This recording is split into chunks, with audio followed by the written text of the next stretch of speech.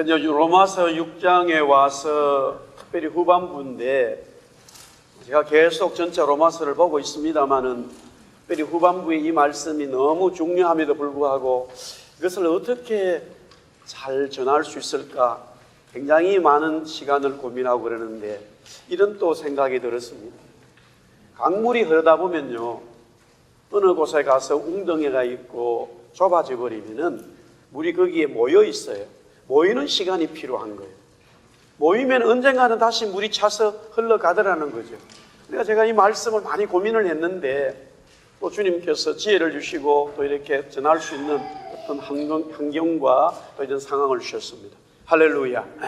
오늘 말씀이 저와 여러분에게 생명이 되고 진리가 될 줄 믿습니다.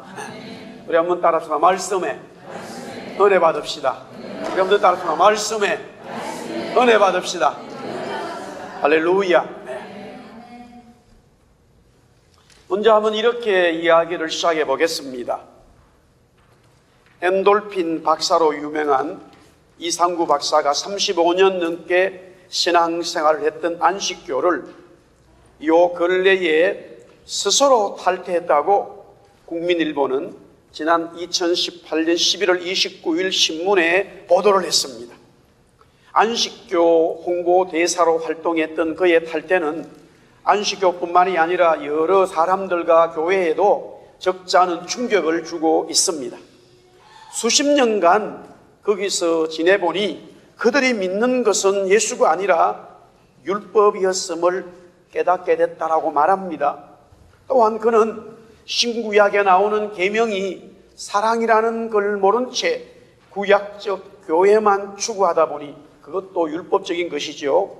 믿음으로 구원받는다는 걸 이해조차 못하고 있었다라고 했습니다. 우리 한번 따라 해볼까요? 믿음으로 구원받는다. 할렐루야. 그런데 이상구 박사는 이것을 몰랐다는 겁니다. 한국의 연세대학교 의과대학을 졸업하고 미국에 와서 또 공부하면서 의사가 되어서 아마 자기가 근무했던 그 병원과 학교가 안식교와 관계되었던 것 같습니다. 그때부터 그는 안식교의 신자가 되었고 전 세계, 특별히 또한 우리 대한민국에 안식교를 알리는 정말로 그런 대사로 엄청난 활동을 했습니다.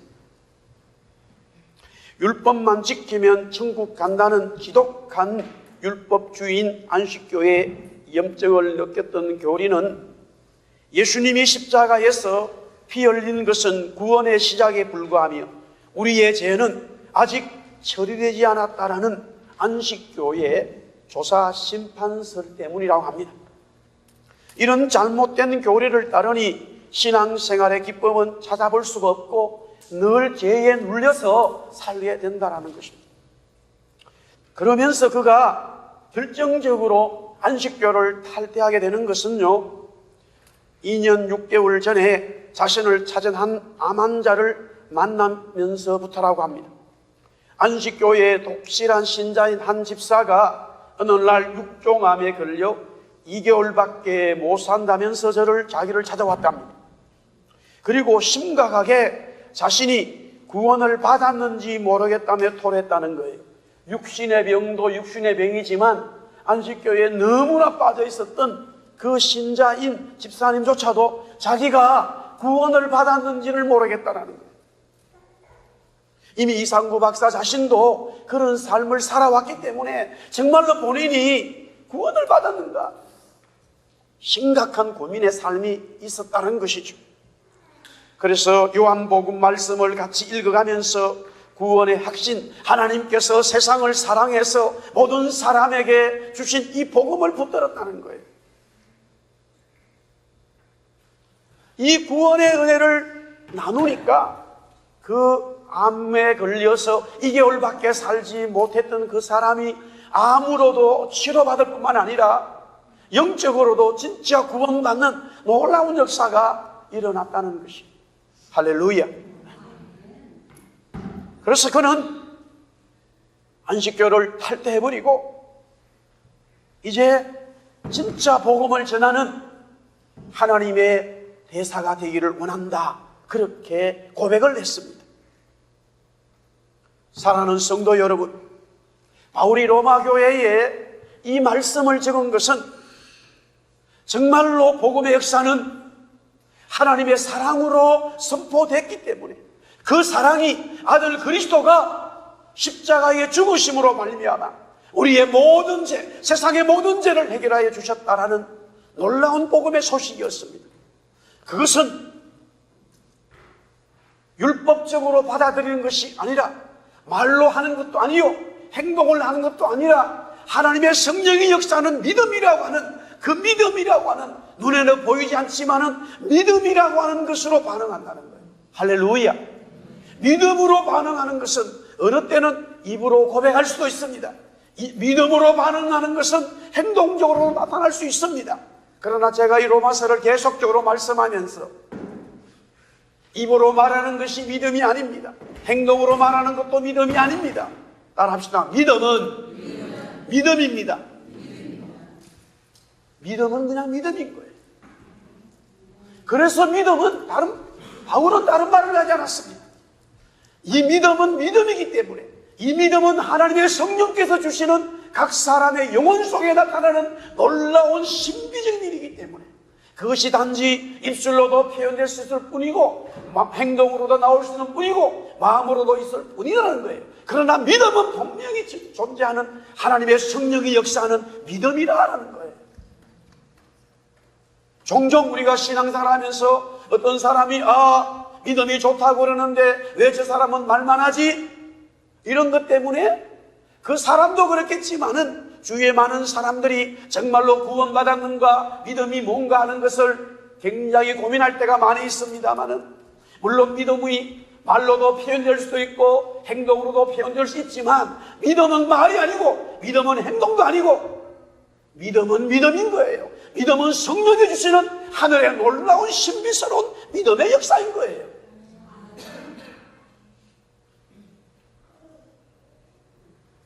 오늘 바울은 그렇기 때문에 이 놀라운 신비를 경험한 하나님의 성도들은 두 가지에 대한 이야기를 하고 있습니다.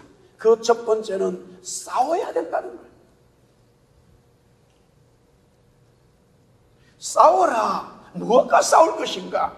오늘 로마서 6장 12절부터 13절에 보니까 그러므로 너희는 제가 너희 죽을 몸을 지배하지 못하게 하여 몸의 사욕에 순종하지 말고 또한 너희 지체를 불의의 무기로 죄에게 내주지 말고 오직 너희 자신을 죽은 자 가운데서 다시 살아난 자 같이 하나님께 드리며 너희 지체를 의의 무기로 하나님께 드리라. 우리 한번 따라합시다. 의의 무기로. 여기서 의의 무기라는 말을 쓴 것은 죄에 대해서 싸우라 이 말이에요.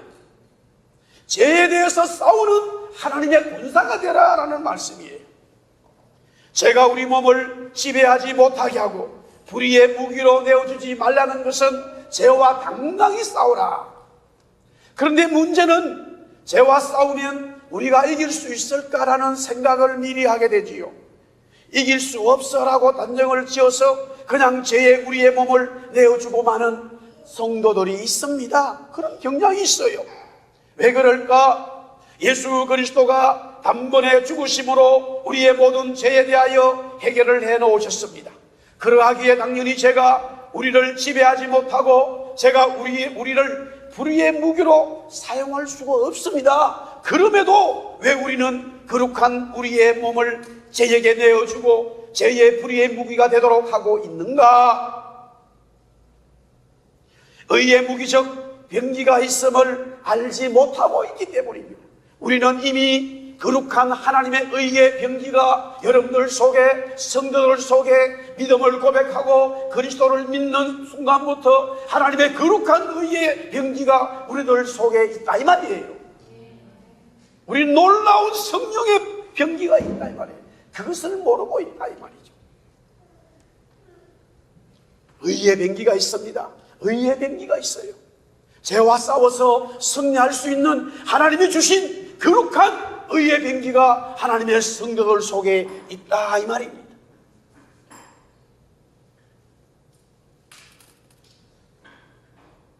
토끼와 거북이, 토끼가 거북이에게 한판 붙자라고 제안을 했어요. 거북이는 그래 뭐 하는 건데 하고 묻지도 않고 오케이 하고 답을 내려버렸어요. 그래 한판 붙자. 그런데 토끼가 바다가 아닌 땅에서 달리기로 한판 붙자는 거예요. 뻔한 싸움이지요. 토끼가 이기게 되어 있습니다. 바다라면 거북이가 이기겠지요. 그럼에도 거북이는 거부하지 않고 토끼의 달리기 싸움에 응했습니다. 그 이유가 무엇일까? 분명히 거북이는 땅에서는 너무나 느립니다.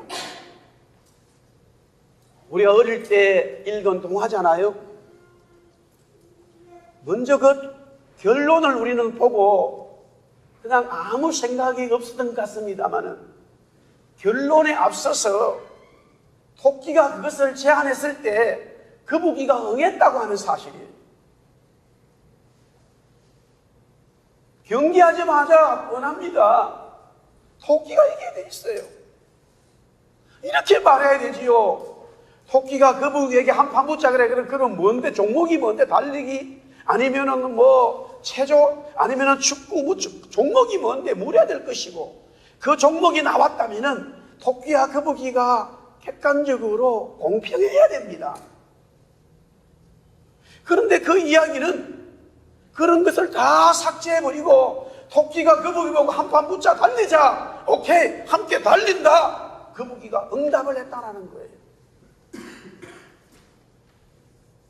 거북이는 당당하고 자유와 용기가 있음을 봅니다. 사랑하는 성도 여러분, 우리는 그리스도를 영접하고 구원받음으로 인하여 거룩한 하나님의 의의 병기가 있는데 그 의의 병기가 있음에도 불구하고 없는 것처럼 옛날에 과거에 잡힌 것처럼 이미 죄에 싸우지도 못하고 죄의 몸이 되어버리는 죄에게 자꾸 내 몸을 내어주는 이런 자가 아닌가 오늘 이 바울은 우리에게 말씀해 주고 있습니다.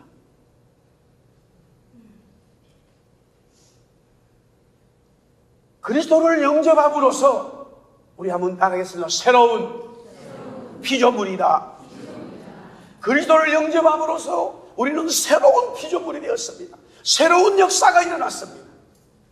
진짜 복음이라고 하는 것은요, 제가 늘 말씀을 드렸습니다면 우리가 한국에 태어나기도 하고 한국에도 경상도 뭐 전라도 서울 태어납니다.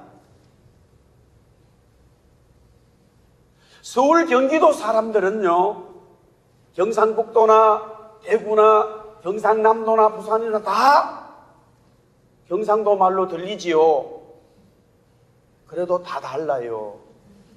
경상도 사람끼리는요 서로 다른 말이라고 그래요. 잘 모르시죠?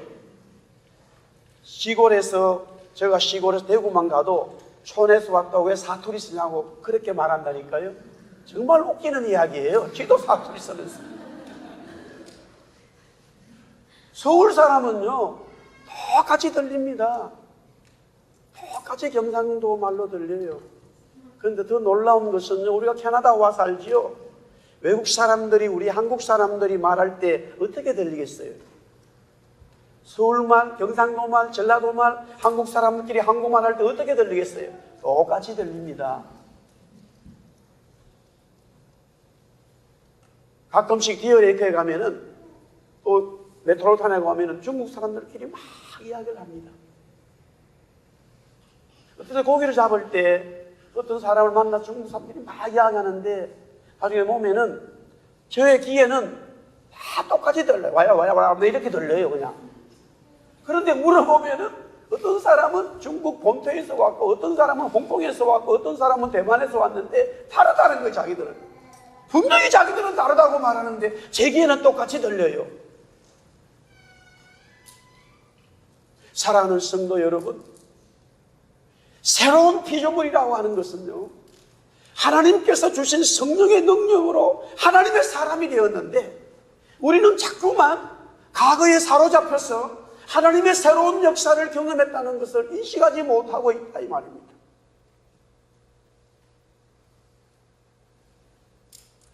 로마서 6장 14절 15절에 보니까 제가 너희를 주장하지 못하리니 이는 너희가 법 아래 있지 아니하고 은혜 아래 있음이라.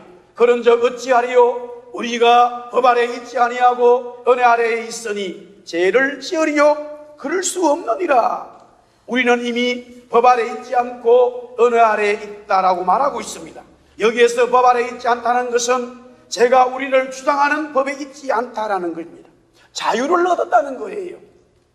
그래서 당연히 죄를 지을 수 없고 죄에 우리의 거룩한 몸을 내어줄 수도 없고 우리의 무기로 사용할 수도 없다라고 바울은 말씀하고 있습니다. 구원받은 성도는 이런 진리를 인식하라는 거예요. 이미 우리에게는 예수 그리스도로 말미암아 죄에 얽매이지 않는 자유가 주어졌다. 죄에 묶여 있지를 않다. 그런 자유가 우리에게 이미 임했다라는 거예요. 할렐루야. 근데 우리는 자꾸만 내가 죄에 얽매여 있어, 과거에 얽매여 있어, 이런 치유가 필요해. 스스로 자꾸만 죄 속에 내 몸을 내어준다는 거예요. 정말로 그리스도로 말미암아 구원을 받았다면 새로운 피조물이기 때문에 하나님이 보실 때에는 새로운 하나님의 형상이 그 속에 있다 이 말이에요. 거룩한 의의 병기가 있고 거룩한 성령의 역사가 그 심령 속에 있다 이 말입니다.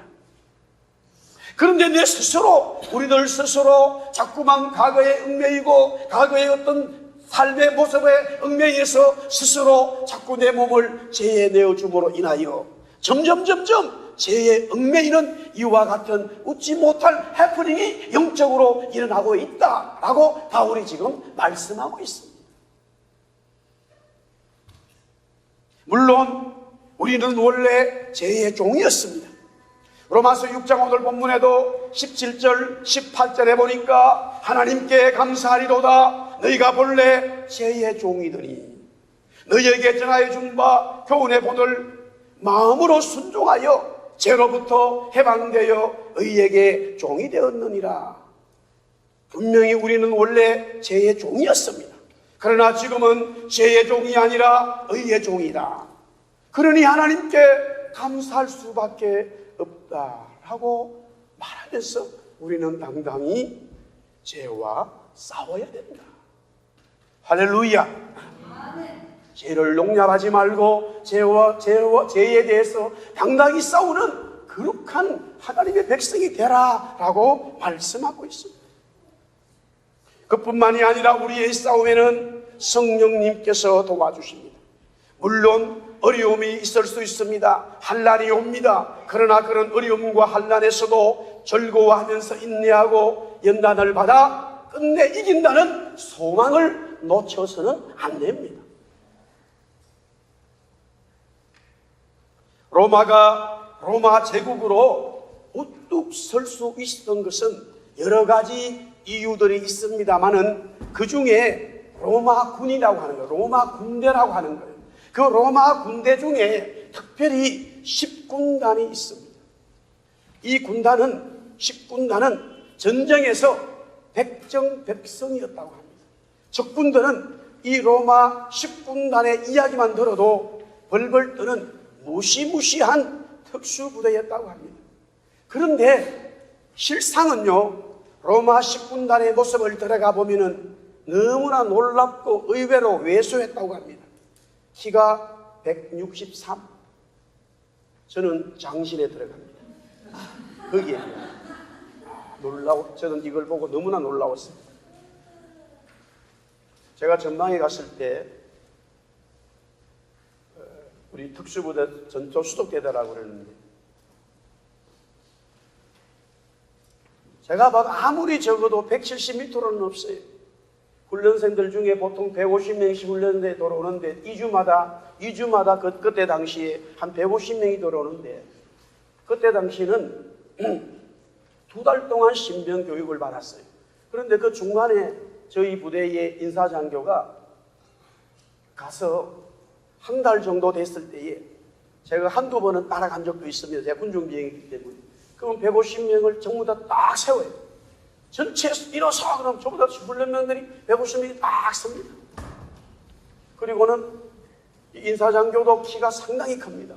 쫙 지나가면서 나보다 키가 작은 아이들은 밑에 앉아라 이러는 거예요. 이 인사장교가 딱 대위인데 이 특전사 출신이거든요. 그 전방에 와 있어요. 자기가 쫙 지나가면서 나보다 키 작은 사람을 앉아 이러는 거예요. 그러면 쫙 앉고 그 사람보다 키 크거나 같은 사람, 그 사람은 쫙 서 있는 거예요. 그럼 보통 막 175, 180만 전부 다 서 있는 겁니다. 그리고는 다시 갔다 오면서 유단자 아닌 사람들은 다 앉아 이러는 거예요. 유단자, 태권도 1단이든지 합기도든지 뭔지. 앉은 사람 중에 키 큰 사람 중에 앉은 사람 중에 혹시라도 유단자는 아니지만은 운동선수였던 사람 다시 일어서 그러는 거예요. 그러면 다시 딱 서는 거예요. 저는 처음부터 떨어졌어요.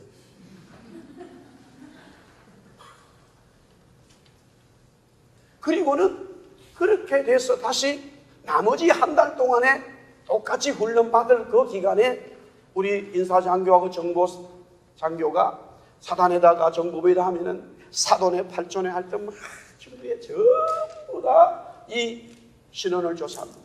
요걸 지금 문정부가 지금 GP를 다 없애버렸잖아요. 지금 그 GP 그 휴전선 안에 이제 근무하고 수색을 하는 데였어요. 그렇기 때문에 실제적으로 북한을 넘어가려고 마음먹으면은 2분도 안 걸려요. 그냥 뛰면은 그냥 넘어가요. 다 넘어가면 북한 땅이에요. 아무도 막을 수가 없어요.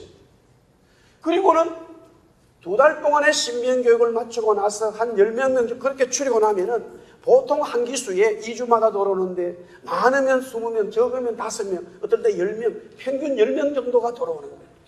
전체 우리의 요원이 한 800명 정도 됐어요. 그러면은 다시 돌아와서 바로 자대로 각 중대별로 가는 게 아니라 또 2달 동안을 자체적으로 거기서 훈련을 시켜요. 10몇 명만 특수훈련을 2달 동안에 시키는 거예요. 이 로마 군대가 키가 163밖에 되지 않았지만은 나이는 17살에서 20살 되는 젊은이들을 징집해가지고 16년간 복무하도록 하는데요. 놀라운 것은 훈련할 때에 거의 50km, 정확하게 45.4km를 군장을 메고 창과 칼을 여기 다 차고 군복을 입고 갑옷을 입고 하루에 매일 40km 이상을 행군을 했다. 뛰어갔다는 거예요. 절대 서지 않고 그 40km, 50km 되는 군장을 뛰어갔다는 거예요. 그리고는 쏜사같이 뛰어가서 도착해가지고는 진영을 만들고는 그 다음날 아침에 싹 진영을 없애버리고 흔적도 없이 없애고 또 출발한다는 거예요. 그렇게 그게 매일 훈련이 되니까 실제적으로 전쟁했을 때는 창만 딱 주면은요, 아무 군장이 없이 창과 칼만 주면은 이 군사들이 나르는 거예요. 나르는 거예요. 50km를 지고 매일 뛰는데 실제 앞에 성 앞에 와서 전쟁을 할 때는 딱 창과 칼만 주면은 그냥 나르는 거예요. 얼마나 놀라운 부대가 된지 모르죠. 역사적으로 이스라엘이 이제 망하게 될 때 끝까지 극우였던 이스라엘 사람들이 이제 그 로마 군대에 저항을 하잖아요. 예루살렘 성과 성전이 파괴된 이후에 그들이 어디로 옮겼냐면은 마사다 요새에 옮기게 됩니다. 저도 여기를 이제 가보았는데 지금은 관광을 위해서 밑에서 걸어갈 수도 있습니다만은 케이블 타고 올라갈 수 있어요. 끝까지 항전하는 이 마사다 요새에서의 이스라엘군을 배제할 수가 없어요. 당연히 이때의 로마 황제는 또 10군단을 파견하게 됩니다. 결국에는 파괴가 되죠. 그래서 그 누구도 함락시킬 수 없었던 마사다를 이 10군단은 점령하게 됩니다. 그때 끝까지 항전했던 이스라엘 군인들과 가족들은 어차피 죽을 몸이니까 적군에게 죽는 것보다 우리 스스로 죽자 그래가지고 10명을 뽑았습니다. 지도자 10명을 뽑고는 그 10명이 1차적으로 가족들과 모든 나머지 군사들을 싹 다 죽이는 거예요. 10명이 돌아가면서 가족들과 모든 남 한 1000명 정도가 있었다고 그러는데요. 싹 다 죽이고 10명이 남았죠. 다시 심지를 뽑아가지고 한 명이 나머지 9명을 죽이고 그 한 명은 자기를 하는 이런 방법을 택했다는 거예요. 죄와 싸우지 않고 죄에 그냥 내버려 둔다면 어떻게 되는가? 지금 바울은 하나님의 거룩한 의의 병기가 우리 속에 있고 하나님의 거룩한 역사가 이미 우리들 속에 있기 때문에 우리는 은혜 안에 있고 죄의 법 아래 있지 않으니까 우리들 스스로 구원받은 거룩한 몸, 거룩한 영을 죄에 자꾸만 넘겨주지 말라는 거예요.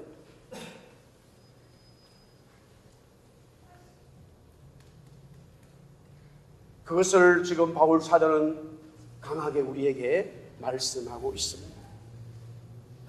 그렇게 된다면은 너무나 연약한 모습 같이 보이고 우리가 분명히 옛날에는 전에는 죄의 노예였지만은 구원받은 이후로 거룩한 하나님의 사람으로 싸움을 나갈 때에 놀라운 역사가, 놀라운 싸움의 역사가 나타난다는 거예요. 이것을 믿으라는 거예요. 할렐루야. 가는 곳마다 승리할 수 있는 하나님의 놀라운 역사가 우리 속에 있다는 거예요.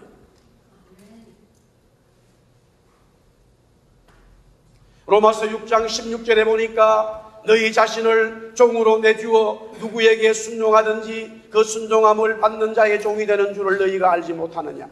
혹은 죄의 종으로 사망에 이르고 혹은 순종의 종으로 의에 이르느니라. 로마서 16장 21절에 보니까 너희가 그때에 무슨 열매를 얻었느냐. 이제는 너희가 그 일을 부끄러워하노니 이는 그 마지막이 사망입니다. 또한 로마서 6장 23절에 우리 한번 따라하겠습니다. 죄의 삭선 사망이요. 우리가 계속적으로 그 죄에 내버려 둔다면은 우리에게는 사망이 올 수밖에 없습니다. 우리가 그 죄의 몸에 우리의 몸을 죄에 계속적으로 내버려 두면, 싸우지 않고 죄의 몸에 그대로 내버려 두면 우리는 사망을 가져올 수밖에 없다 이 말이에요. 왜? 죄의 삭선 사망이기 때문에. 아멘. 죄에 내버려 둔다면 죽음만이 온다라는 거예요. 우리가 구원을 받았다는 것은 죄에서 받은 것이고 사망에서 받은 것이에요. 그러니 어찌 다시 죄로 사망으로 돌아갈 수 있습니까? 없지요. 갈 수가 없습니다. 그래서 로마서 6장 15절에 그런 적 없지하리요. 우리가 법 아래 있지 아니하고 은혜 아래 있으니까 죄를 지을 수 있느냐? 사망에 갈 수 있느냐? 이 말이죠. 없다 이 말입니다.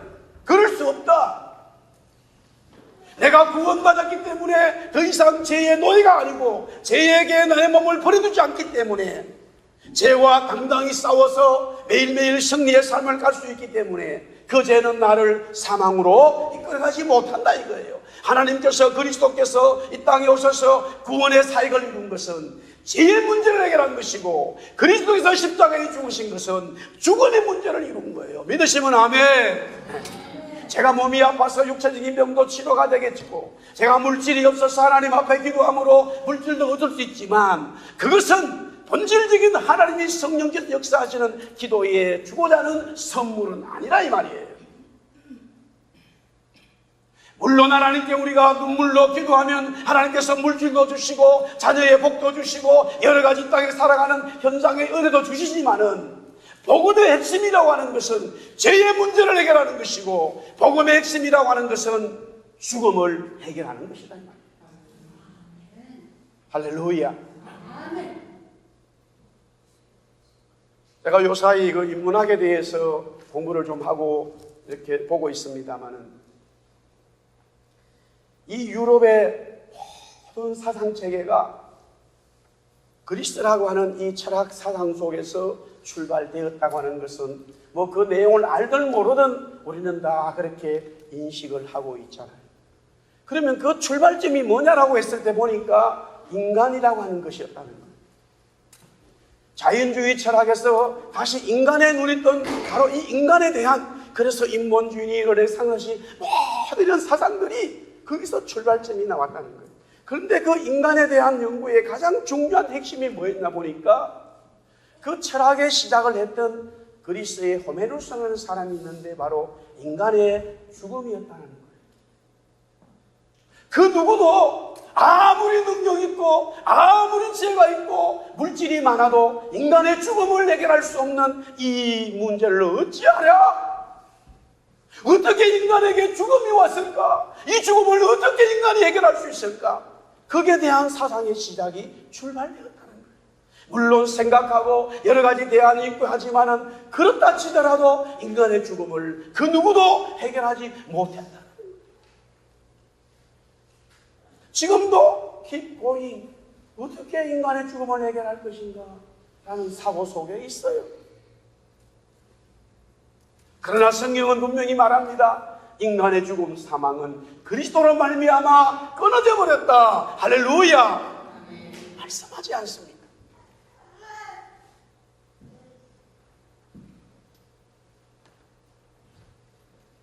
우리는 죄에서 해방을 얻었고 사망이 아닌 영생의 복이 왔습니다. 그러니 죄를 지을 수 없지요. 죄와 싸워야 합니다. 승리하게 되어 있습니다. 믿으시면 아멘. 이스라엘 백성들이 이집트 제국의 노예로 살았습니다. 너무나 강한 이집트는 주위의 모든 나라들을 굴복시켰죠. 이러할진데 어찌 노예인 이스라엘이 이집트를 이기고 자유의 몸이 될 수 있을까? 없지요. 절대로 없습니다. 그런데 어떻게 되었습니까? 이스라엘은 이집트를 이기고 승리하지 않았습니까? 당당히 이스라엘은 이집트를 나왔고요. 뒤따라온 이집트 왕과 군사들은 홍해에 빠져 몰살당했습니다. 어찌 이런 일이 있을 수 있습니까? 어찌 이스라엘이 이집트의 노예에서 죽음밖에 없었는데 이길 수 있었습니까? 어디 그뿐입니까? 너무나 견고한 여리고성을 무너뜨리고 아낙 자손의 후손인 가나안 민족들과 싸워 이스라엘은 승리했습니다. 도저히 이길 수 없는 골리앗을 소년 다윗은 막대기와 물매만으로 싸워 이겼습니다. 그러니 우리도 이길 수 있다라는 겁니다. 더 이상 죄에 매인 것이 아니기 때문에 죄와 싸워 승리할 수밖에 없다. 이것이 우리의 복음이요 능력입니다. 하나님이 하셨습니다. 하나님이 하셨습니다. 우리의 연약함을 보는 것이 아니라 우리 속에 계시는 성령님 때문에 죄와 싸워 이길 수 있고 이기게 된다라는 말씀입니다. 더 이상 사망이 우리를 지배하지 못하고 우리는 영원한 영생의 복에 살아갈 수 있다라는 것이 복음 아니겠습니까? 할렐루야. 우리 한번 따라하겠습니다. 죄와 싸워 승리하자. 두 번째로 바울이 우리에게 주시는 말씀은 우리 한번 따라하겠습니다. 순종하라. 순종하라 말합니다. 하나님의 사람들은 먼저 죄와 싸워야 합니다. 그 싸움은 승리할 수 있습니다. 죄의 법 아래 있지 않고 은혜 아래 있기 때문입니다. 그러면서 하나 더 바울 사도는 우리에게 요구하고 있음을 볼 수 있습니다. 무엇인가? 오늘 로마서 6장 16절에 보니까 너희 자신을 종으로 내주어 누구에게 순종하든지 그 순종을 받는 자의 종이 되는 줄을 너희가 알지 못하느냐? 혹은 죄의 종으로 사망에 이르고 혹은 순종의 종으로 의에 이르느니라. 우리 한번 따라하겠습니다. 순종의 종으로 의에 이른다. 로마서 6장 18절에도 동일합니다. 의에게 종이 되었다. 로마서 6장 19절에 보니까 너희 육신이 연약함으로 내가 사람의 예도로 말하노니 전에 너희가 너희 지체를 부정과 불법에 내어주었지만은 이제는 너희 지체를 의에게 종으로 내주어 거룩함에 이르라. 무엇에 순종하느냐? 하나님의 성도들은 의에 순종하라는 거예요. 죄에 대해서는 싸우고 거룩한 하나님의 의에 대해서는 순종하라는 거예요.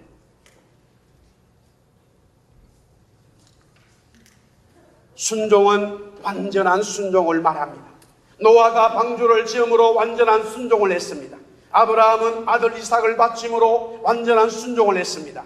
예수 그리스도가 십자가의 죽음으로 하나님께 완전한 순종을 했습니다. 완전한 순종이야말로 의에게 이루어가는 하나님의 놀라운 역사입니다. 사랑하는 성도 여러분, 죄에 대해서는 강하게 싸우고 하나님의 의로운 의에 대해서는 순종하는 저와 여러분이 되기를 예수님의 이름으로 축복합니다. 의에 완전한 순종을 한다면 어떤 역사와 은혜가 있을까? 오늘 로마서 6장 19절에 나와 있습니다. 그게 마지막에 보니까 우리 한번 따라합니다. 이제는 너희 지체를 의에게 종으로 내주어 거룩함에 이르라. 6장 22절에 보니까 이제는 너희가 죄로부터 해방되고 하나님께 종이 되어 거룩함에 이르는 열매를 맺나니 라고 말했습니다. 거룩입니다. 사랑하는 성도 여러분, 저와 여러분들이 하나님의 의에 제 몸을 내어주고 순종하게 된다면, 죄에 대해서는 당당히 싸우고 하나님의 의에 대해서는 순종한다면 저와 여러분들은 거룩함의 은혜를 회복한다라는 거예요. 내가 거룩하니 너희도 거룩하라고 하나님 말씀하신 그 말씀대로 우리가 거룩한 하나님의 은혜가 임한다는 거예요. 그래서 빛이 나고, 그래서 소금이 된다는 것이죠. 왜 세상의 죄로 가냐 하느냐? 하나님의 백성들이라고 하는 우리들의 모습에서 거룩함이 없기 때문에 상실되었어요. 소돔과 고모라에 거룩한 의인 10명만 있었다면 멸망하지 않았을 것이죠. 그래서 하나님은 멸망시키겠다고 했습니다. 아브라함이 이렇게 물었습니다. 의인 50명, 45명, 40명에서 10명까지 내려왔는데 하나님 10명만 있으면 멸망하지 않는다라고 대답했어요. 그때 아브라함이 더 이상 묻지 않았지만은, 만약에 하나님 소돔 고모라에 의인 5명이 있으면 어떡하시겠습니까? 라고 묻는다면은 여전히 하나님은 멸망하지 않겠다고 말씀하셨을 것 같아요. 그만큼 소돔과 고모라에 하나님의 사람이 없었고, 그 하나님의 사람이 없었기 때문에 거룩한 역사가 그 도시에서 상실되었다. 그렇다면 우리가 살고 있는 밴쿠버니, 우리가 살고 있는 모든 삶 속에서 정말로 의의 종이 되어서 여러분과 제가 거룩한 하나님의 성품이 회복된다면 하나님은 거룩한 하나님의 백성들을 통해서 놀라운 은혜를 펼쳐 가신다는 거예요.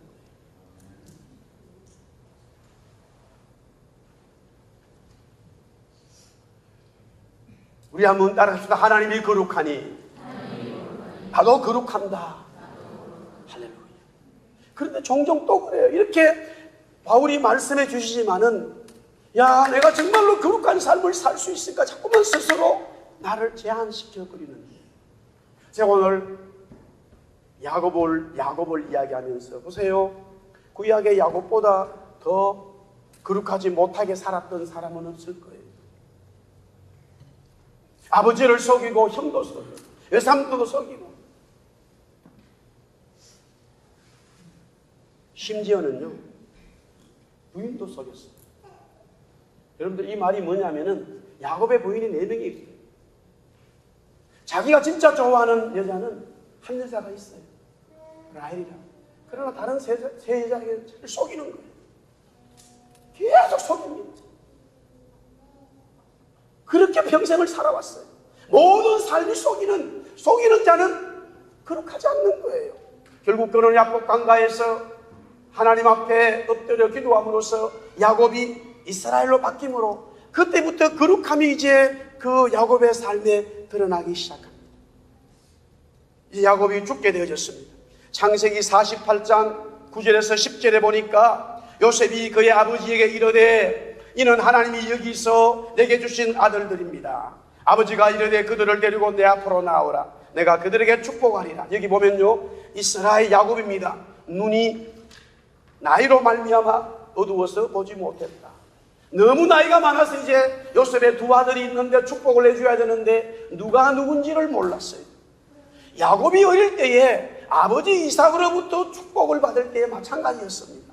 자기 아버지는, 이 야곱의 아버지도 나이가 많아서 쌍둥이인 자기가 에서인지 야곱인지를 몰랐어요. 에서에게 분명히 말해서 에서가 사냥감을 찾으러 나간 사이에 야곱이 양을 잡아서 양털을 가지고 자기 몸에 발랐어요. 그리고는 아버지 원하는 음식을 만들어 주었습니다. 남자 쌍둥이지만은 일란성이 아니라 이란성이었어요.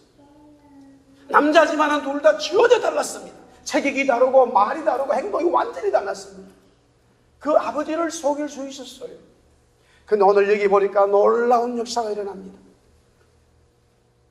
창세기 48장 17절에부터 20절에 나오는 내용인데, 이제 요셉이 2 아들을 데리고 왔습니다.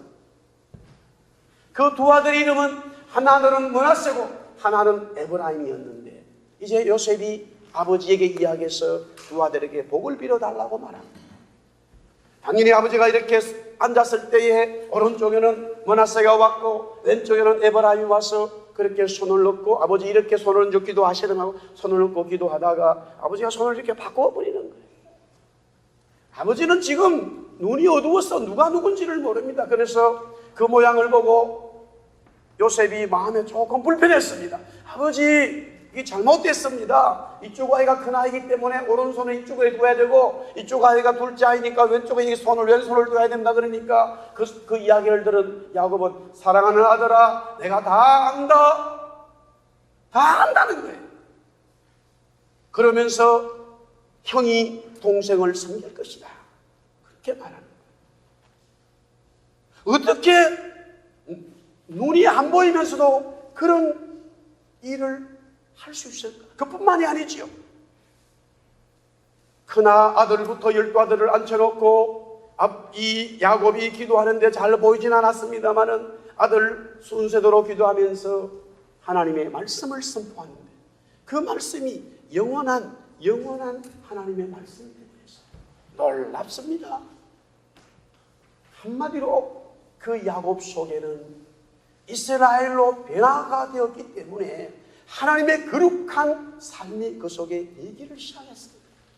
한때는 너무나 속이고 거룩함이 없는 사람이었지만 그는 변화되어서 하나님의 거룩한 역사를 이루어가는 하나님의 사람이 되었다라는 겁니다. 사랑하는 성도 여러분, 우리는 오늘 이 시간부터 죄에 대해서는 싸우고 하나님이 주시는 의에 대해서는 순종하는 삶이 있기를 예수님의 이름으로 축복합니다. 그렇게 된다면 저와 여러분에게는 거룩한 하나님의 역사가 성령의 거룩한 역사가 날마다 우리 속에 임재한다라는 거예요. 거룩한 역사가 나타난다면 세상을 밝힐 수가 있습니다. 거룩한 역사가 일어난다면 빛의 역사가 되고 소금의 맛을 드러낼 수 있다는 거죠. 그뿐만이 아니라 그 의의 거룩한 삶의 마지막은 뭐냐? 영생입니다. 그 의의 마지막의 삶은 거룩한 하나님의 영생, 이터널 라이프의 은혜가 우리에게 임한다라고 오늘 성경은 말합니다. 우리 한번 다시 따라하겠습니다. 죄의 삭은 사망이요, 하나님의 은사는 그리스도 예수 우리 주 안에 있는 영생이니라. 할렐루야.